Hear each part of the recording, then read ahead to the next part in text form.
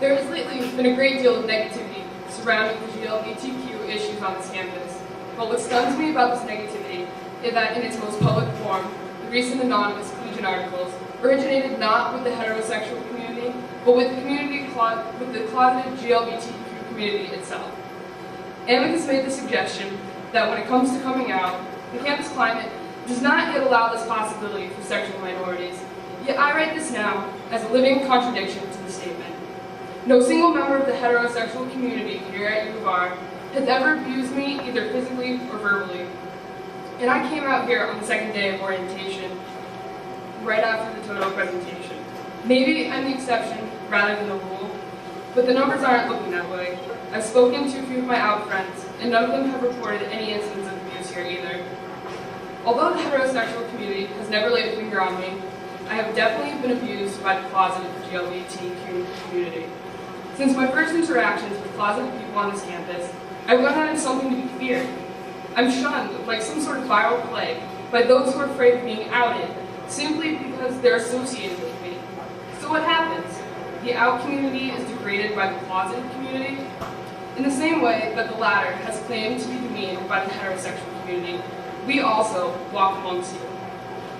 Amicus says the heterosexual community ignores the truth by ignoring our existence. I'm going to respond to this suggestion. Hasn't the closeted GLBTQ community been ignoring us out companions? You claim to be alone, but you're not. You claim to be afraid, yet you won't turn to people who can help you. You cultivate this anger until it boils over, arguably in more destructive ways, like anonymous lashings toward a community that, for the most part, cannot possibly know that you're suffering. Why are they responsible for your secret? It seems to me that the biggest problems arise in the closeted community from a desire to fit in, while still being gay. It's already been acknowledged by Amicus that sexual minorities try to pretend to be something they're not. Part of gaining acceptance is being brave enough to be who you are and see what comes of it, because really, you will never be happy as long as you're pretending. Maybe this means you won't fit in perfectly. Maybe it means that your fraternity will shun you. And maybe it means that your friends will shun you. And if this is the case, then you have my greatest sympathy. I'm really, truly sorry.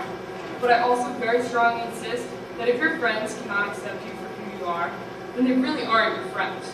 And I also insist that there are a group of people on this campus who don't care about your sexuality. I know, because I have a great group of friends who've been with me since the beginning. Yes, maybe I do wish I wouldn't automatically check myself at times when a coworker asks me what I'm doing Valentine's Day weekend. I don't know whether I should say that I'm going out for sushi with my boyfriend, but I really believe that this is so much a GLBTQ problem. In my opinion, this is an issue more of changing society, where the personal and the professional are blending. I know plenty of straight people who still choose not to divulge information about their personal lives for their own reasons. And really, maybe some public affections shouldn't be displayed anymore by anyone, straight or otherwise.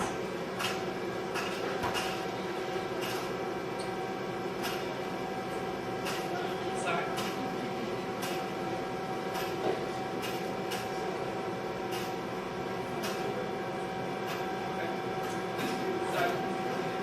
This aside, however, no one's talking about the epidemic that's worse than any ignorance for the heterosexual community. The out and the closeted have, at least from my experience, been fighting a different kind of war since before any of this conversation started.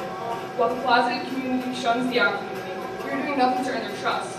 Instead, I've heard them marked as conquests and rumors that circulate about suspected identities, so we only affirm their worst fears. The out community is doing absolutely nothing to encourage any sort of combined community acceptance, and that needs to change. I think we need to redefine. I don't think we need to redefine what out and closet mean. I'm not going to do it in any official context. I don't know how. But in my opinion, being out doesn't mean you have to be an activist. Being out doesn't mean that you have to go screaming down the streets that you're attracted to others of the same sex. Being out doesn't mean making the GLBTQ part of you the only part of you. Being out to me just means being me. And that doesn't mean you shouldn't be willing to adapt to the circumstances. Because no matter what, you won't always be able to be exactly who you want to be. But that's just the way things are. Be the right you for the right context. The bottom line is, I do not believe that this campus is a dangerous place for the GLBTQ community. I believe that you can be gay on this campus while still having friends and feeling safe. Amicus says, I'm homosexual. but this is not the only part of my identity. I entirely agree with this statement. It applies to me as well. But if this is the case, then prove it. Don't let this one part of you really make you the rest. I'm sorry. Don't let this one part of you, who you really are, make the rest of you something that you're not.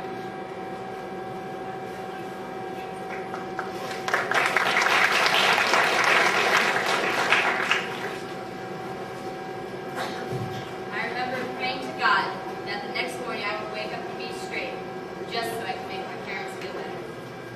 There was even a point where I considered suicide. I think the best way to describe it is that there's a complete lack of fear. You don't care. It feels almost like you're dead already, so why not just completely react?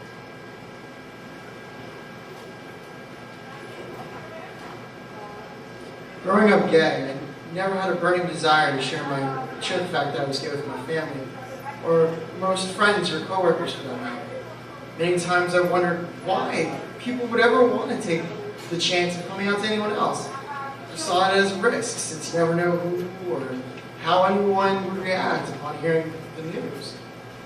This all changed for me very quickly due to a close gay friend of mine whose name was Clint. You notice I say was. Clint and I met when I was roughly 35 years old. We were very, very close. Not in a relationship, but very close. At the time we met, we were both helping each other through our personal issues. Both of us were struggling with aspects of our sexual orientation. Clint was not coping well with the fact that he was gay and all those guilty feelings associated with being queer in our society. These feelings overtook Clint, and he committed suicide. Needless to say, this devastated me, since I was overcome with sorrow, guilt, anger, and confusion. I'll never forget the experience. I realized that I needed the support of my family to survive this situation.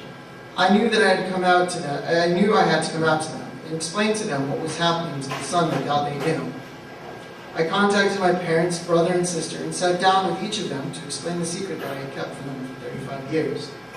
Instantly, I felt relief in the ability to confide in them for the support I needed at the time. It was one of the best decisions I've ever made in my life, a gift from Christ, and Clint. Clint also gave me several other gifts, the gifts of coming out and sharing who we really are. Being honest with my friends and family and coworkers about who I really am, sharing the pieces of my life that make me who I am, showing that I am not ashamed of who I am, that I don't feel the need to hide, removing the stress of fearing that someone will find out the truth, realizing that people who know me as a good person before do not see anything worse than after they receive the news. Helping society realize the pain and suffering it can cause others, such as Clint. Helping society realize that gay people do not necessarily fulfill the stereotypes that we see. We are your neighbors, co-workers, family, and friends. I think of Clint Hall and try to share this story when the opportunities arise. I've shared this in churches and nursing classes at Eastern Mennonite University, and sociology classes at James Madison University. Anywhere.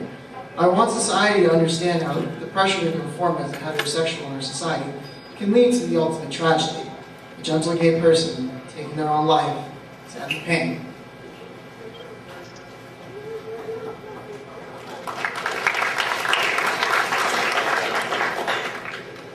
I am, if you will, genderqueer.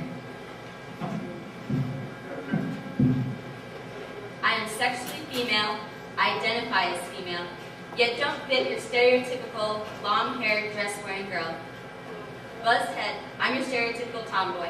Buzzed head, playing with the guys, t-shirt and gym shorts over a dress all the time. At the end of fall break, on my flight back from Boston to Richmond, I had a layover in Philly. I've always had issues using public restrooms, and this time was slightly different than the norm. Normally, I just get weird looks from women, or they ask me if this is the women's room. This time, as I came out of my stall, a TSA security guard was washing her hands in the sink next to me. I finished up and quickly exited the bathroom.